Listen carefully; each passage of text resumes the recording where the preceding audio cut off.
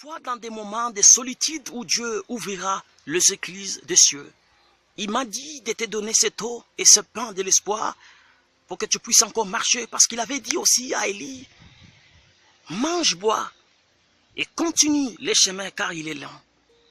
Il m'a dit aujourd'hui, tu traverses aussi des moments de pleurs, de grissement des dents. Tu te dis, Seigneur, où sont tes promesses dans ma vie?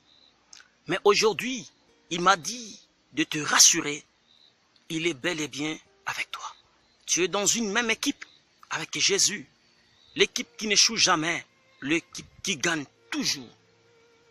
Loin, peut-être, la promesse de notre Seigneur Jésus-Christ, mais près est Jésus-Christ. Soyez bénis, assistés par les saints anges de notre Seigneur Adonai. Je parle aujourd'hui de Méphibosheth, de Samuel chapitre 9 à partir du verset 1er. Méphibosheth était l'enfant de Jonathan, Jonathan, enfant de roi Saoul le premier. Ces derniers voulaient détruire la vie de David parce que David avait la promesse de la royauté. Et alors David s'est retrouvé dans de cavernes, dans de montagnes. C'est alors que David commencera à composer des cantiques de lamentation, des cantiques de supplication. Éternel, mes adversaires sont nombreux, ils veulent me détruire, retire mon âme dans sa prison, même si je marche dans la vallée de l'ombre de la mort. Éternel, je ne crains aucun mal, ta houlette et ton bâton me rassurent. Vous voyez, il a fait ces cantiques parce que Absalom, son fils, et Saoul voulait sa perte. Aussi vous dites, Seigneur, où sont tes promesses dans ma vie? Des veillées de retraite de mon temps, j'ai observé la sanctification, je marche dans la foi, je médite la parole jour et nuit, mais il n'y a rien comme résultat. Je commence à envier les autres et ailleurs. Parce qu'ils ne marchent pas dans la sanctification, ils gagnent le pain. Ils ne marchent pas dans la justice, dans l'honnêteté, ni encore moins et dans la sanctification, mais ils gagnent leur pain facilement. Même moi qui marche dans la sanctification, dans l'honnêteté, mais je suis en train d'être derrière ces gens-là. C'est eux qui ont dans cette vérité, ou alors c'est moi qui est dans les ténèbres. C'est aussi votre question, c'est aussi votre tourment de tous les jours. Mais il m'a dit aujourd'hui, il déposera dans votre cœur, dans votre âme, cette onction de fraîcheur, cette onction de bénédiction. Que Dieu vous bénisse abondamment au nom puissant de Jésus-Christ. Dieu est avec toi pendant que tu pleures. Dieu est avec toi pendant que tu traverses des mois difficiles. Ta destinée se dessinera aujourd'hui. Soyez bénis parce que ce n'est pas un fait de hasard, mais c'est une providence divine. Dieu est avec toi. Tu t'en sortiras. Cet homme Méphibosheth, peut-être de là où ils étaient, il s'est dit aussi, pourquoi moi qui étais vraiment un prince, j'étais là, je mangeais à la table, j'étais là, j'allais à l'école avec de Mercedes, avec de bonnes conditions. Je dormais dans de beaux lits, mais regardez la condition je vis actuellement. Ah, j'aimerais te dire, les dieux de souvenirs existent. Dieu ne prive pas, même à celui qui ne prie pas, l'opportunité. Dieu des opportunités existe. Le Dieu des opportunités existe. Il y a une opportunité de mariage, il y a une opportunité d'emploi, il y a une opportunité de guérison pour ta vie au nom de Jésus.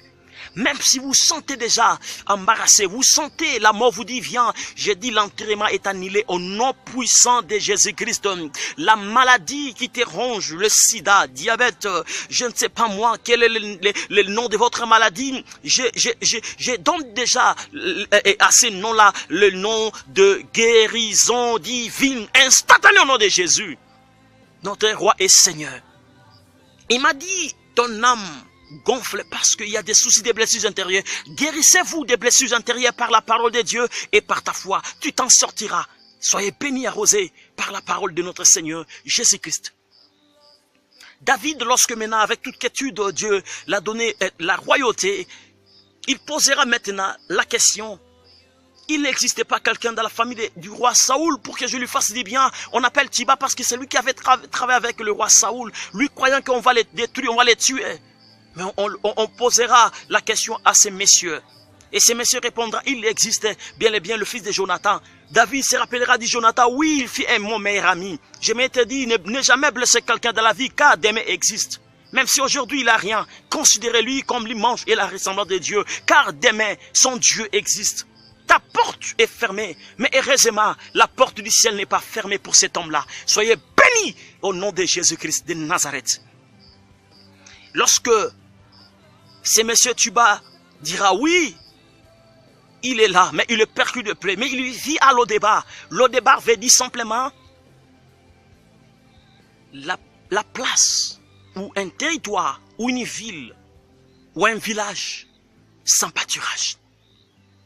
Je sais que vous vivez aussi dans une famille qui s'appelle Lo-Debar, c'est-à-dire il y a de la maladie, des malédictions, des condamnations, des maris de nuit, des envoûtements, et il y a des situations maigres et des cauchemars de votre vie. C'est ça votre Lo-Debar. Il n'y a pas de l'espoir, il n'y a que des désespoirs dans votre famille, même dans votre vie, vous vivez les Lo-Debar. C'est-à-dire rien comme visitation, rien comme visite des grands et des grands personnages. Il n'y a que de maigres. Il y a pas de propulsement. Comme ces derniers, il dira que comme Philippe, il posera la question, comme Nathanaël posera la question à Philippe, est-ce que quelque chose de bon sortira en Israël? Est-ce que quelque chose de bon va sortir là-bas?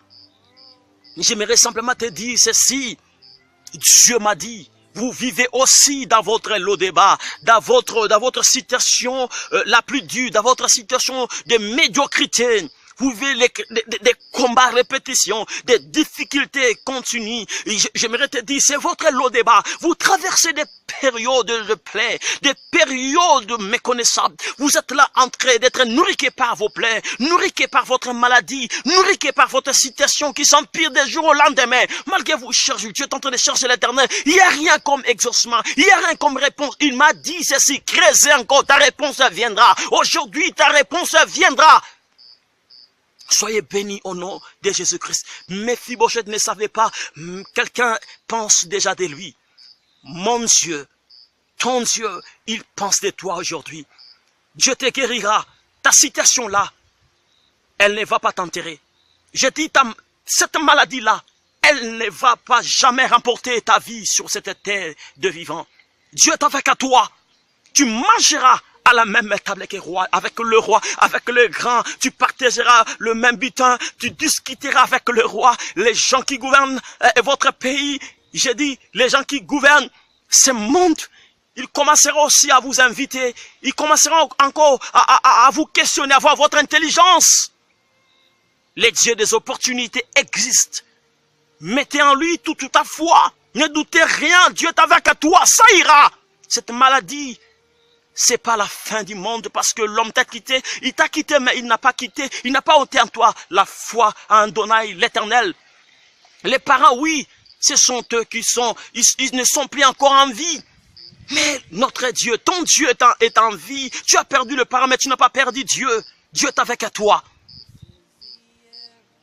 Et lorsqu'on appelle, il vient maintenant. Et alors David, il commande à Chiba, tu vas cultiver pour Mephibosheth. Oh, mon Dieu, il te donnera des gens qui travailleront pour toi, des opportunités de réussite, des mariages, des bonnes relations. Tu arriveras dans ce pays où Dieu t'avait promis. C'est là où Dieu t'attend pour ta bénédiction. Je prophétise que tes pieds arrivent là, dans ta terre des promesses, au nom puissant de Jésus. Et lorsqu'il arrive à Jérusalem, qui veut dire simplement la ville de paix, tu vas arriver dans la ville de paix de ta bénédiction. Tu vas arriver là où Dieu veut que tu sois. Dieu m'a dit, tu arriveras.